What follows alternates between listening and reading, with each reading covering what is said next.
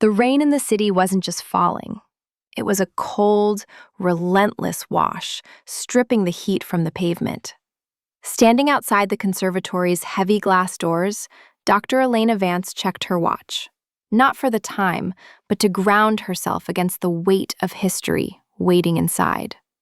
She wasn't here for the weather. She was here for the Dendrophylax lindinii, the ghost orchid. But the only person who could authorize the transfer was the woman she had left standing in a white dress exactly 3 years ago.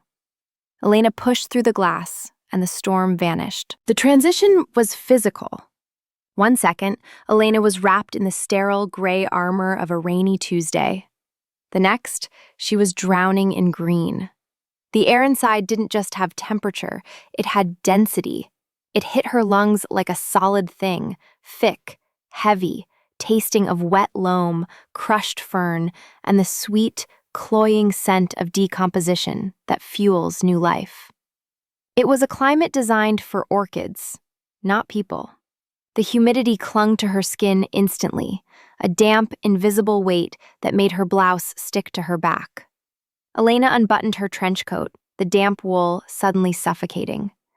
Her world, the university lab with its stainless steel counters and filtered air, felt 1,000,000 miles away.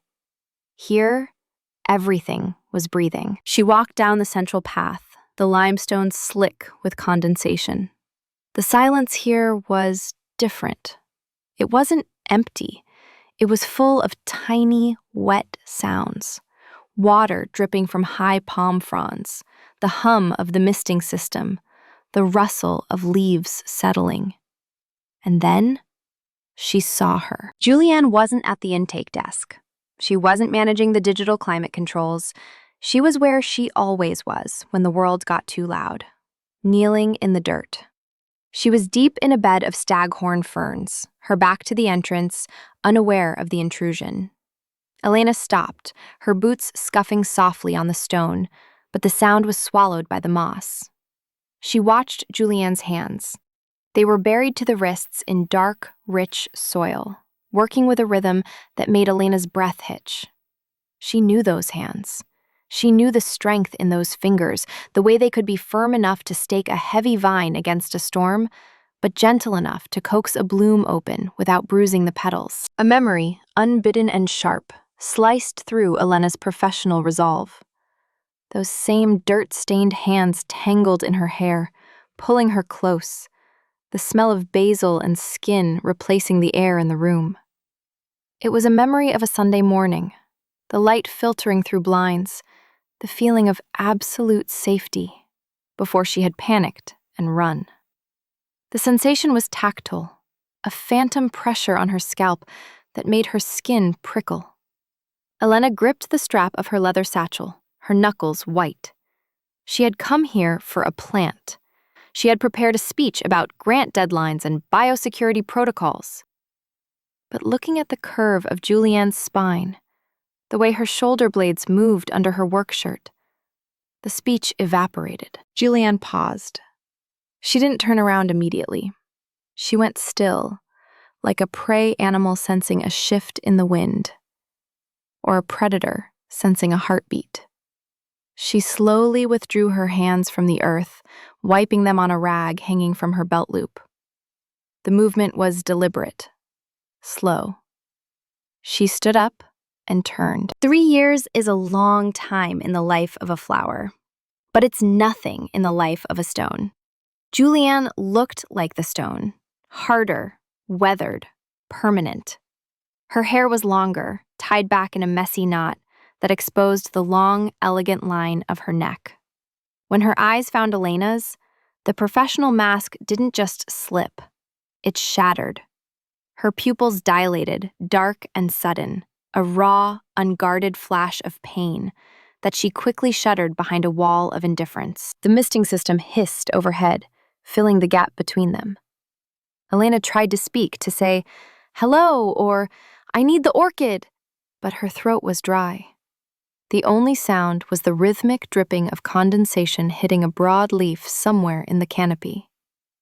Plink, plink, plink. It was a countdown. Julianne spoke first. Her voice was deeper than Elena remembered, rougher, like she'd been swallowing smoke. "You're early," she said. It wasn't a greeting. It was a statement of fact, delivered with a flatness that didn't quite cover the tremor underneath. "The bloom isn't scheduled to open until tonight." She stepped out of the fern bed, crossing the limestone path. She stopped 5 feet away, close enough for Elena to smell the rain on her own clothes, mixing with the scent of Julianne's skin. Cedar, soil, and something sharp and electric. "But then again," Julianne added, her gaze dropping to Elena's mouth before snapping back up, "you always did have trouble waiting for the right moment." Elena straightened her spine, a reflex honed in lecture halls and grant committee meetings, where weakness was dissected like a frog in biology class. She reached into her leather satchel, bypassing the emotional bait, to retrieve a sleek plastic folder. It felt cool and rigid against her fingertips, a stark contrast to the humid, living air pressing against her skin. "The moment is dictated by the funding cycle, Julianne," she said, her voice cooler than she felt, trying to impose the linear structure of a calendar onto a room that operated on bloom cycles. "The grant for the epiphytic study expires in 48 hours. I need the Dendrophylax lindenii scanned and cataloged before the review board convenes." She held out the paperwork. It was a shield, a rectangle of bureaucratic armor designed to keep the past at bay. Julianne didn't take the folder. She didn't even look at it. She kept her eyes locked on Elena's face, her expression unreadable but intense, like a botanist examining a specimen that had unexpectedly mutated. She wiped her hands on the rag again, a slow, deliberate friction that drew Elena's gaze to the movement of her forearms, the way the muscles shifted under the skin, capable and defined. "You want to move a ghost orchid," Julianne said, her voice low, dropping into a register that vibrated against Elena's ribs. "In this weather? Just so you can tick a box on a spreadsheet?" "It's not just a box," Elena countered, stepping forward. The distance between them shrank and the temperature seemed to spike. "It's the culmination of 5 years of research. You know that. You helped write the initial proposal." The words slipped out before she could catch them, a reminder of the time when "we" was the default pronoun for their ambition. Julianne laughed, a short, sharp sound devoid of humor. "I did, back when the proposal included a life outside the lab." She turned away, walking toward a workbench cluttered with pruning shears and moss samples. She moved with a predatory grace, confident and territorial. This was her domain. She knew where every root ended and every pipe began. She walked with the rhythm of the plants, slow and assured, resisting the frantic frequency of the city that Elena carried in with her wet coat. "The specimen is too fragile for transport," Julianne stated, picking up a pair of shears and inspecting the blade. She didn't look at Elena. "Its root system has integrated with the host bark. If you sever that connection now, the shock will kill it. It can't survive being uprooted just because you're in a hurry." The subtext hit Elena like a physical blow.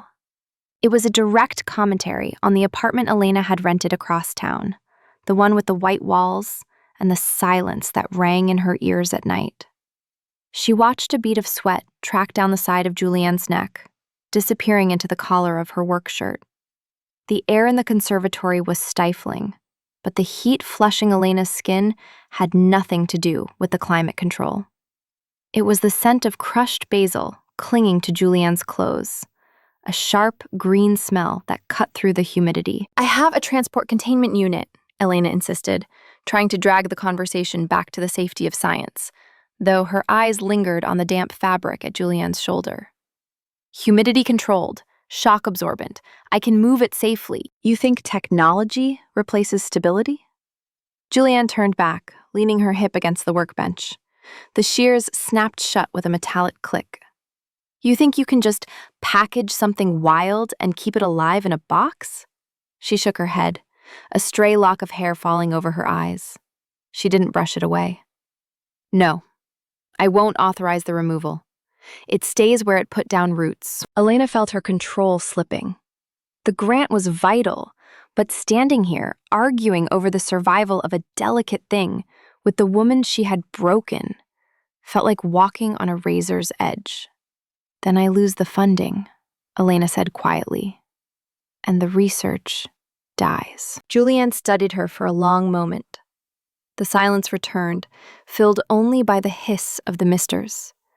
Her gaze traveled over Elena's face, mapping the tension in her jaw, the way her pulse fluttered visible at her throat. The anger in Julianne's eyes softened into something more dangerous. Challenge. The research doesn't have to die, Julianne said softly.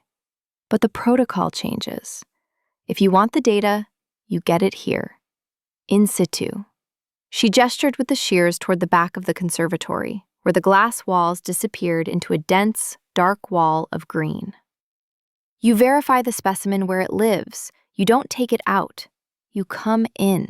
You're refusing to bring it to the front? Elena asked, knowing the answer. I'm refusing to let it be damaged, Julianne corrected. She pushed off the workbench and walked past Elena, close enough that the air displaced by her body washed over Elena's face, warm and heavy. It's in the cloud forest zone.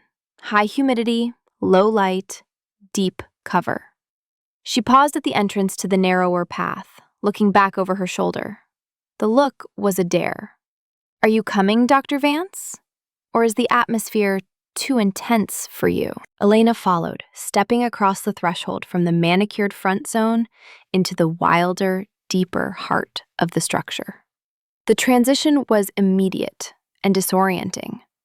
The air here was no longer just humid. It was torrential, a suspended ocean that clung to the skin and weighed down the lungs. The light dropped away, filtered through layers of canopy that turned the afternoon sun into a heavy green twilight. It was a world of shadows and bioluminescence, where the rules of the city outside ceased to exist entirely. The path narrowed significantly, the polite limestone walkway dissolving into a metal grate track that hovered inches above a floor of dark, churning water and creeping roots. It wasn't designed for visitors. It was a service track for the keepers of this jungle, wide enough for only one person. Elena was forced to fall in line behind Julianne, a formation that stripped away the ability to maintain eye contact, but introduced a more dangerous intimacy. She watched Julianne move. The crisp, professional distance Elena had tried to maintain in the lobby was impossible here. She was captive to the rhythm of Julianne's walk, the confident, fluid sway of her hips as she navigated the uneven grate, the way her boots found purchase without hesitation. Elena was close enough to see the tension in Julianne's shoulders, the way the muscles in her back shifted under the damp cotton of her shirt. The proximity was unbearable. Every few steps, a massive fern frond or a hanging vine would brush against Julianne as she passed, then swing back to graze Elena's face or arm. It felt like a secondary touch, a transfer of energy from Julianne's body to the plant, and then to Elena. The sound of the conservatory changed too. The polite dripping of the front room was replaced by a louder, more chaotic chorus. The rush of water in hidden pipes, the heavy thwack of water droplets hitting giant leaves, and the sound of their own breathing. In the confined acoustic space of the green tunnel, their breath seemed to sync up, a rhythmic inhalation that bonded them against Elena's will. Julianne stopped suddenly at a junction of pipes, her hands shooting out to check a pressure gauge half hidden by a climbing philodendron. Elena halted, her chest inches from Julianne's back, the heat radiating from her ex-fiancé's body washing over her in a tangible wave. Julianne didn't move away. She tapped the glass face of the gauge, her profile illuminated by a small amber service light. Elena used the moment to look. Really look. The 3 years had etched new lines around Julianne's eyes, tiny maps of squinting into the sun or perhaps sleepless nights. There was a faint, jagged scar on her forearm that Elena didn't recognize, a white line against the tan skin. It was a record of a life lived in the dirt, in the physical world. A pang of insecurity, sharp and cold, twisted in Elena's gut. She had spent the last 3 years in climate-controlled labs, writing papers, chasing tenure, keeping her hands clean and her heart sterile. She had published articles. Julianne had grown a jungle. Elena had preserved herself like a specimen in a jar, unchanging and safe, while Julianne had engaged with the messy, brutal business of growth. The difference was stark. Julianne looked vital, rooted, and dangerous. Elena felt like a ghost, haunting a world she used to understand. "The pressure is fluctuating," Julianne murmured, more to the plant than to Elena. She turned and, for a second, they were caught in the narrow space, chest to chest. The air between them was thick with oxygen and unsaid words. Julianne's gaze dropped to Elena's lips, then snapped away. "Keep moving. The cloud forest is just ahead." They reached the end of the metal track, where the structure culminated in a glass-within-glass chamber, the cloud forest enclosure. It was a biosecure box designed for the rarest, most fragile specimens. The door was heavy, sealed with a magnetic lock and a digital keypad. Julianne didn't step aside to let Elena access the panel. She couldn't. The platform was too small. Instead, she leaned back against the glass frame, turning her body slightly, but not enough to clear the path. "It's coded," she said, her voice rough. "Biosecurity level 4. She reached across Elena to punch in the code. The movement was a violation of every boundary Elena had tried to erect. Julianne's arm brushed Elena's shoulder. Her torso leaned into Elena's personal space, trapping her between the railing and the heat of Julianne's body. Elena stopped breathing. She could smell the soap Julianne used, still the same sandalwood brand, mixed with the earthy, feral scent of the greenhouse. It was intoxicating. Julianne punched the numbers slowly. Beep, beep, beep. Her face inches from Elena's ear. She didn't pull back immediately after the final digit. She lingered, her breath ghosting over Elena's neck, a hot, damp caress that made Elena's knees weak. The tension coiled tight, a physical wire pulled to the breaking point. "You're trembling, Doctor," Julianne whispered, the title dripping with irony. The lock disengaged with a heavy thud, and the door hissed open, breaking the spell. Julianne pulled back, her eyes dark and unflinching, leaving Elena cold in the sudden absence of her heat. "After you." Elena stepped into the chamber. There it was, the ghost orchid. It looked like a suspended breath. No leaves, just a tangle of photosynthetic roots clinging to the bark. And the bloom itself, white, trailing, impossible. It hung in the humid air like a question that had never been answered. It was a perfect metaphor for everything that remained unresolved between them. Rootless, deriving its sustenance from the air. Beautiful, but terrifyingly fragile. She moved toward it, the instinct to catalog kicking in. She reached for her calipers, but her hand wasn't steady. The metal instrument trembled slightly. It wasn't the humidity. It was the weight of Julianne's gaze.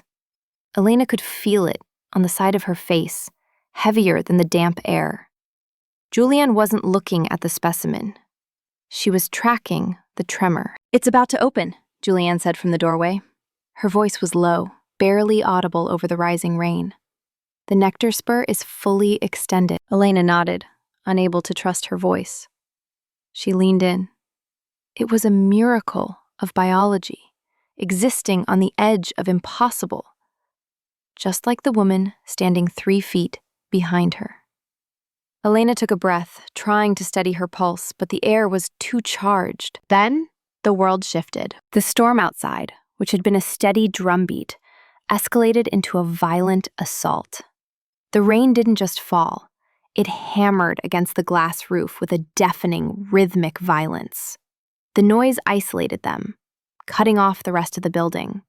It was just the two of them inside a glass bubble, surrounded by water and noise. A flash of lightning seared through the canopy, illuminating the chamber in a stark blue-white strobe. Crack! Thunder shook the floorboards beneath their feet. Then, the hum of the ventilation system died. The bright, clinical grow lights overhead flickered once, twice, and cut out completely. Darkness swallowed the green. For a heartbeat, there was nothing but the sound of the rain. Then, the emergency system kicked in. Low amber lights washed the enclosure in a warm, honeyed glow. It changed everything. The stark scientific details vanished, replaced by deep shadows and golden highlights. The ghost orchid seemed to glow, spectral and eerie. Clack hiss. The sound came from the door. It was the mechanical engagement of the magnetic locks. The red light on the keypad turned solid. Elena spun around. The power? Surge, Julianne said calmly. She stood in the amber light, half in shadow. The grid gets unstable during these storms. The backup generator handles the climate control, but the main systems reset. The door, Elena said, gesturing to the red light. Biosecurity failsafe, Julianne explained. She didn't move to check it. When the power fluctuates, the Zone 4 locks engage automatically. We're trapped, Elena stated. We're contained, Julianne corrected. She walked slowly toward the glass wall, looking out at the deluge. The system takes 20 minutes to cycle through the reset protocol, maybe 30. Elena felt a spike of panic. Not claustrophobia, but something sharper. 30 minutes, locked in a glass box with the humidity rising and Julianne looking like a memory that refused to fade. She reached for her phone, but stopped. The structural steel killed the signal, she knew that. She had designed the interference shielding herself. The rain hammered on, a relentless wall of sound that isolated them completely. The air was getting warmer without the fans. The scent of the orchid, faint, sweet, like vanilla and old paper, began to drift from the flower. Julianne turned back, illuminated by the warm emergency glow. Looks like you're going to have to wait for the bloom after all, she said. Nowhere to run this time. Without the constant hum of the fans, the atmosphere in the glass chamber thickened instantly. The heat settled like a heavy, suffocating blanket, turning the enclosure into a pressure cooker where nothing could remain hidden. The air was so saturated with moisture, it felt like breathing water. Elena couldn't stand the weight of her damp trench coat. With a sharp exhale, she shrugged it off, draping it over the railing. She was left in just a thin silk blouse that was already beginning to cling to her skin, translucent and revealing. It was an act of shedding armor. Julianne watched the movement. She didn't offer to take the coat. Instead, she unbuttoned the cuffs of her work shirt, rolling the sleeves up past her elbows with slow, deliberate movements, exposing the strong, tanned forearms that Elena's memory had cataloged so carefully. Then, she undid the top button of her collar, exhaling a breath that ghosted visible in the cooling air near the glass before dissolving into the heat. We can't stand here for 30 minutes, Julianne said, her voice dropping to match the intimacy of the enclosed space. The heat rises. We need to sit. She gestured to a low, curved stone bench near the koi pond, a dark pool of water that acted as a mirror for the emergency lights and the occasional flash of lightning from the storm above. They sat, not close enough to touch, but in the confined space, the distance felt negligible. The air between them was thick, charged with static and the scent of things blooming in the dark, ozone from the storm, the damp earth, and the sudden, overwhelming fragrance of night-blooming jasmine waking up in the heat. Julianne leaned forward, resting her elbows on her knees, her hands clasped loosely. She stared into the dark water of the pond. You can stop checking your watch, Elena. Time works differently in here. She turned her head, looking at Elena sideways, her eyes catching the amber glow. So, tell me, and don't give me the grant proposal abstract. Why did you really come back now? After 3 years of silence, why today? Elena opened her mouth to recite the deadline, the board requirements, the biosecurity protocols, but the words died on her tongue. The heat had melted the professional veneer. In this primal, sultry twilight, the truth felt like the only thing that could breathe. The grant was the key, Elena admitted, her voice quiet, barely carrying over the sound of the rain hammering the glass. But it wasn't the reason. She looked at her hands, pale and clean, resting on her lap. My life is efficient. It's clean. I have the tenure track. I have the apartment with the view. But it's sterile, Julianne. I go days without touching anything living. I look at data on screens. I write papers about life, but I don't feel it. She looked up, meeting Julianne's gaze. I came back because I was starving. Julianne didn't look away. She didn't soften, but the anger in her expression shifted into something more complex, something akin to grief. Starving, she repeated, the word tasting bitter. You were the one who emptied the pantry, Elena. You walked out. I know, Elena whispered. Do you? Julianne challenged softly. Do you know what the house sounded like after you left? It wasn't just quiet. It was a vacuum. I'd wake up in the middle of the night reaching for you, and the sheets were cold. The silence was so loud, it woke me up. She shifted on the bench, the stones scraping softly. I had to fill it with plants just to hear something breathing in the rooms. The vulnerability of the confession hung in the humid air, heavy and fragile. Elena watched a single drop of condensation form on Julianne's temple. It gathered weight slowly, a perfect, clear jewel of water, before rolling down the side of her face, tracing the line of her jaw, and disappearing into the open collar of her shirt. Elena's hand twitched, the urge to reach out, to catch that drop with her thumb, to trace the path of the water against the heat of Julianne's skin was a physical ache in the center of her chest. The atmosphere was no longer just humid. It was waiting. Julianne sighed, a sound that was lost in the relentless drumming of the rain against the glass roof. She leaned down, the movement stretching the damp fabric of her shirt across her shoulders, and reached for the heavy canvas supply bag she had dropped near the bench. The zipper rasped, a harsh, mechanical noise that seemed too loud in the organic quiet of the enclosure. She pulled out a battered stainless steel thermos. It was old, the metal scarred and dented on the side from a fall down a ravine in the Smokies 4 years ago. Elena stared at the object. It was a relic, a physical tether to a time when they were a we, surviving on trail mix and shared body heat. Julianne unscrewed the cap, the threads grinding softly. Steam rose immediately in the cool, damp air, curling in the amber light like a spirit. It carried the scent of the tea Julianne had brewed for years, chamomile, peppermint, and the earthy, grounding root of valerian. It was a smell that bypassed Elena's logic and went straight to her limbic system, triggering a memory of rainy Sunday mornings and tangled sheets. Julianne took a long sip, her eyes closing briefly as the heat hit her throat working as she swallowed. She didn't pour a second cup. There wasn't one. Instead, she held the open thermos out to Elena. It was a simple gesture, pragmatic on the surface, hydration in a stifling room. But in the charged atmosphere, it felt like a dare. Elena reached out. She took the cylinder. The metal was warm from Julianne's grip, retaining the ghost of her touch. Elena lifted it to her lips, hesitating for a fraction of a second before placing her mouth exactly where Julianne's had been. The liquid was hot, scalding in a good way, washing down the dust of the argument. It tasted of home. Elena lowered the thermos, clutching it with both hands as if it were an anchor. She looked down at her own fingers, manicured, pale, smelling of sanitizer and latex gloves. I haven't touched the earth in 6 months, she confessed. The admission felt shameful here, in this cathedral of growth where everything was fighting to live.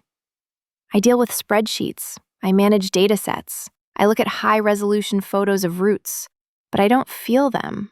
I'm clean all the time, and I'm starving for it." She looked up, her eyes wet, not from the humidity, but from the sudden, sharp realization of her own hunger. "I miss the dirt, Julian. I miss the mess." Julianne shifted on the stone bench. The movement was subtle, but in the confined space, it was seismic. It brought her leg within an inch of Elena's. The heat radiating from her thigh was a physical force, a magnetic pull that made Elena's breath catch in her throat. Julianne leaned in, invading the polite distance Elena had tried so desperately to maintain. "And the awards?" Julianne asked, her voice a low hum that vibrated deep in Elena's chest. "The tenure track?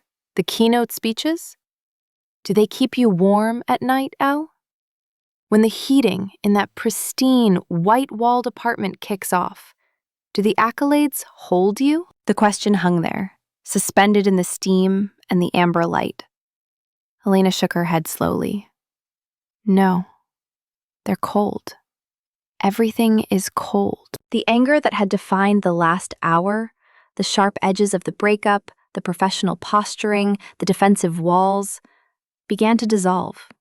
It melted away in the humid heat, leaving something far more dangerous exposed: the raw, aching cavity of absence. They sat in silence, the only sound the relentless hammering of the storm against the glass and the synchronized rhythm of their breathing. It was a heavy, pregnant stillness. The space on the bench seemed to shrink. Gravity was shifting, pulling them toward the center, toward each other. Elena could feel the weight of Julianne's gaze on her profile, unhurried and intense. It wasn't the look of a curator inspecting a plant anymore. It was the look of a woman recognizing the only other person in the world who spoke her language. The anger had burned off, leaving only the ash of what they used to be and the spark of what they could still become. Elena set the thermos down on the cool stone of the bench. The intellectual defense she had maintained for 3 years, the armor of the grant proposal, the biosecurity clearance, the academic title, had dissolved in the humidity. She needed an anchor. She needed to touch something that wasn't steel or glass or plastic. A hand drifted away from her lap, reaching out toward the dark, rectangular planter beside the bench. It was filled with a creeping ficus. Elena pushed past the leaves, burying her fingers deep into the loam.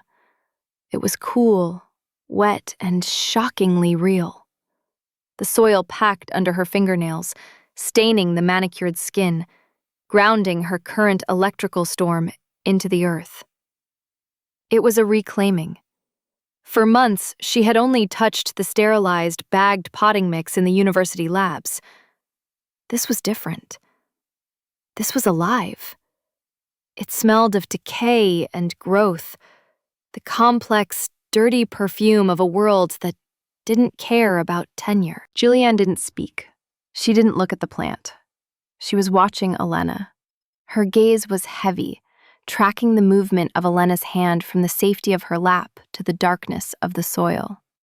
It was an unflinching look, stripped of the polite social filters that usually keep people apart. She watched the dirt stain Elena's skin with a kind of hungry fascination, a recognition of the wildness returning to a domesticated thing. Then, Julianne moved. She didn't ask for permission. The time for asking was 3 years ago. She reached out, her movement fluid and decisive, bridging the 2 feet of charged air between them. Her hand closed around Elena's wrist. Her grip was firm, warm, and calloused, a shock to Elena's system that made her breath catch audibly in the quiet chamber. Julianne didn't pull her hand away from the soil. Instead, she lifted it, bringing Elena's dirt-stained fingers into the amber light between them. Julianne turned Elena's hand over, exposing the palm. She ran her thumb across the pads of Elena's fingers, tracing the skin just below the knuckles. The friction was rough. Julianne's hands were working hands, textured by years of handling bark, wire, and stone. They were abrasive, in the most addictive way possible. Soft, Julianne murmured, the word vibrating in the small space. It wasn't a compliment, it was an observation of loss. You've lost your edges, Elena. The city smoothed you down. Elena shivered. It started at the base of her spine and radiated outward. The sensation of Julianne's rough thumb moving against her sensitive, unweathered palm was overwhelming. It was a tactile map of their different lives. Elena's smooth, sterile safety against Julianne's rough, vibrant reality. Every pass of Julianne's thumb sent a jolt of static through Elena's nerves, waking up pathways she had anesthetized with work and distance. She watched Julianne's face, seeing the shift happen in real time. The guarded, hurt ex-fiancé was receding, replaced by someone far more dangerous. The lover who knew exactly where to touch to make Elena unravel. Julianne's expression darkened, the corner of her mouth ticking up in a ghost of a smirk as she felt Elena's pulse hammering against her wrist. She knew. She could feel the effect she was having, the biological betrayal of Elena's body responding to a familiar gravity. They stood up simultaneously, as if drawn by the same wire. The movement collapsed the remaining space in the narrow aisle. The stone bench was gone. The safety of sitting was gone. They were standing toe-to-toe on the metal grate, the humidity wrapping around them like a second skin. The heat radiating from their bodies was palpable now, a fever spikes that had nothing to do with the failed ventilation. Elena looked up, trapped in the cage of Julianne's attention. The air was too thick to breathe. "I'm sorry," she whispered. The words felt inadequate, small things against the size of the storm outside. Not for leaving, but for staying away. I knew this was the only place I could breathe, and I held my breath for 3 years. Julianne didn't bridge the remaining gap with words. She did it with gravity. She took a single step forward, a deliberate encroachment into the remaining inches of personal space that forced Elena to retreat. Elena took a step back, then another, until her shoulder blades met the cold, galvanized steel of the misting pipes running along the glass wall. The contrast was shocking. The searing, radiating heat of Julianne's body pressing forward against the chilling metal, biting into Elena's spine through the thin silk of her damp blouse. Elena could smell the rain that had soaked into Julianne's hair earlier, now evaporating in the rising temperature, mixing with that sharp green scent of crushed basil. It was the scent of the life Elena had tried to scrub off in her sterile, white-tiled shower this morning. Julianne's hand moved up. It didn't hesitate. It slid along the column of Elena's throat, feeling the frantic, bird-like flutter of her pulse before cupping her jaw. The grip was firm, almost possessive, a reclaiming of territory she had once mapped in the dark. Her thumb brushed Elena's lower lip, the rough skin catching on the soft surface, dragging it down just a fraction of an inch. "You stopped breathing," Julianne whispered. Her voice was right against Elena's ear, a low vibration that traveled straight down her spine and settled in her knees. "I'm terrified," Elena admitted, the truth spilling out before she could check it against her pride. "Good," Julianne breathed, her eyes dark and focused on Elena's mouth. "Fear means you're actually here. It means you're not analyzing this from a distance."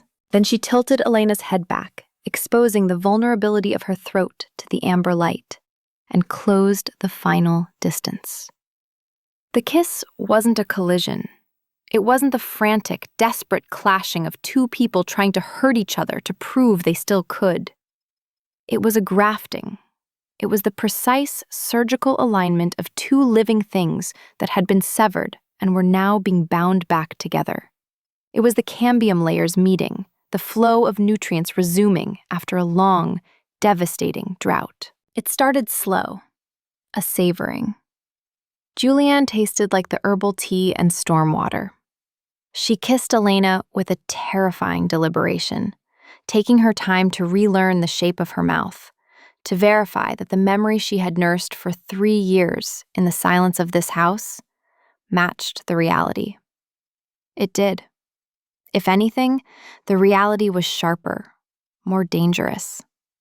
The friction of their lips sparked a heat that made the humid air of the conservatory feel cool by comparison. Elena's hands, which had been hovering uncertainly at her sides, finally found their purchase. They gripped the lapels of Julianne's work shirt, twisting into the damp cotton fabric, pulling her closer until there was no air left between them. She felt the solid wall of Julianne's chest, the heavy, rhythmic thud of a heart that was beating just as fast as her own. This wasn't the polite, measured affection of her current life. This was root deep. This was the kind of connection that survived winter. The ghost orchid, the rare specimen, the grant deadline. It all dissolved into the background noise of the rain hammering the glass. The only thing that mattered was the pressure of Julianne's body, the rough slide of her hands moving from Elena's jaw to the back of her neck, tangling in her damp hair. The kiss deepened, becoming less about exploration and more about sustenance. It was a drinking in, a desperate intake of everything they had denied themselves. Julianne made a low sound in her throat, a growl of satisfaction that vibrated against Elena's mouth. She pressed closer, pinning Elena against the pipes, the cold metal forgotten under the onslaught of heat.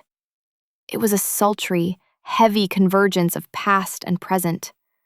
The anger that had stood between them like a glass wall shattered, leaving only this raw, undeniable need. They broke apart only to breathe, foreheads resting together, eyes closed. They were panting, the air thick and sweet in their lungs. Julianne's arms wound around Elena's waist, locking her in, a heavy embrace that anchored them both to the floor. It was a hold that said, "I have you." It was a hold that acknowledged the weight of the years lost, the sheer heaviness of the time they had spent apart. Elena buried her face in the crook of Julianne's neck, breathing her in, letting the scent of earth and rain rewrite her internal chemistry. She wasn't a botanist here. She wasn't a doctor. She was just the woman who had finally come home to the only soil where she could truly grow. The storm raged on outside, but inside, the only electricity that mattered was the current running between their bodies in the dark. The system reset arrived with a mechanical violence that shattered the amber-lit sanctuary. First came the groan of the main power grid engaging, a deep, seismic vibration that shuddered through the metal floor grates. Then the backup generator whined down, its steady thrum dying out just as the overhead banks of high-intensity discharge lamps slammed on. Clack, hum. The sudden brilliance was blinding. The soft, forgiving shadows that had wrapped them in a private, suspended world evaporated instantly, replaced by the clinical, unforgiving glare of 5,000 Kelvin. It was like waking up from a fever dream directly into an interrogation room. The ventilation fans kicked on with a rush of air, immediately beginning to cycle the heavy, humid atmosphere out of the chamber, pulling the heat and the scent of their intimacy up into the vents. They separated, the loss of contact feeling like a sudden physical drop in temperature. Julianne stepped back, her chest heaving slightly under the damp cotton of her work shirt. She ran a hand through her hair, the gesture shaky and uncharacteristically uncoordinated. Her lips were swollen, red from the friction, and her eyes, usually so guarded and cool, were wide and dilated. Seeing the composed, bedrock-steady curator looking so thoroughly unraveled sent a fresh wave of heat through Elena that had nothing to do with the climate control. Elena smoothed her silk blouse, a futile gesture given the humidity and the intensity of the last hour. She turned toward the ghost orchid. The specimen hung there in its glass case, undisturbed by the human storm that had just raged beneath it. In the full, harsh light, it looked even more delicate, its silver-green roots gripping the cork bark with a desperate, silent strength. Elena reached out, her hand hovering over the glass. The grant committee needed this plant. Her tenure track depended on the data it would yield. But looking at it now, seeing how perfectly it fit into the ecosystem Julianne had built, how it relied on the specific air, the specific light, the specific hands that tended it, the idea of putting it in a transport box felt like a crime. It felt like a severance she couldn't survive a second time. "I can't take it," Elena said softly, the decision settling in her chest like a stone finding the bottom of a river. "You were right. It won't survive the transplant." Julianne moved up beside her, close enough that the heat of her arm radiated against Elena's, though they didn't touch. "It might have," she said, her voice rough, stripped of its earlier bite, "but it would have never bloomed the same way again." The double meaning hung in the cooling air, heavy and undeniable. Elena turned to look at her. "I'm not talking about the orchid." "I know," Julianne replied. She reached out and squeezed Elena's hand, a quick, grounding pressure that said more than an apology. "Come on, the storm's broken." The walk back to the front of the conservatory felt entirely different. The metal grate path, which had seemed so narrow and fraught with tension on the way in, now felt wide enough for two. The silence wasn't heavy anymore. It was the comfortable, companionable quiet of two people who no longer needed to fill the air with defensive noise. The scent of the wet earth was still there, but now it didn't smell like decay. It smelled like rain-washed potential. They reached the heavy glass doors of the entrance. Outside, the deluge had reduced to a light, rhythmic drizzle. The city lights were reflecting off the wet pavement in streaks of neon and silver, a chaotic contrast to the green peace of the interior. Elena picked up her trench coat from where she'd left it, the wool still damp and heavy. She put it on, buttoning it slowly, delaying the moment she had to step back into the cold. "So," Elena said, her hand resting on the cool brass handle of the door, "I guess I email the board. Tell them the specimen was inaccessible due to environmental hazards." "Or," Julianne said, leaning against the intake desk, her arms crossed but her posture open, "you tell them the specimen requires on-site analysis, daily monitoring." She tilted her head, a challenge sparking in her eyes again, but this time it was playful, warm, and full of promise. "I can authorize a guest pass. Full access. Starting tomorrow at 0800. Elena paused. A guest pass. It was an offer to come back, not just for the plant, but to the life she had left, to the dirt, the humidity, and the woman who made the air feel breathable. "Daily monitoring?" Elena asked, a smile finally breaking through, tugging at the corner of her mouth. "Extensive," Julianne confirmed, stepping closer, her voice dropping to that sultry register that made Elena's knees weak. "Some specimens require a lot of hands-on attention to thrive." "I'll be here," Elena promised, her voice steady. 8 a.m. "Don't be late," Julianne whispered. "I have a lot of lost time to make up for." Elena pushed through the doors into the cool night air. She caught her reflection in the glass, hair wild, cheeks flushed, and a distinct smudge of dark potting soil streaked across her jawline like a badge of honor. She didn't wipe it off. If you've ever realized that the roots you tried to cut were the only things keeping you standing, subscribe to follow the rest of their story. Sometimes you have to get your hands dirty to find out where you truly belong.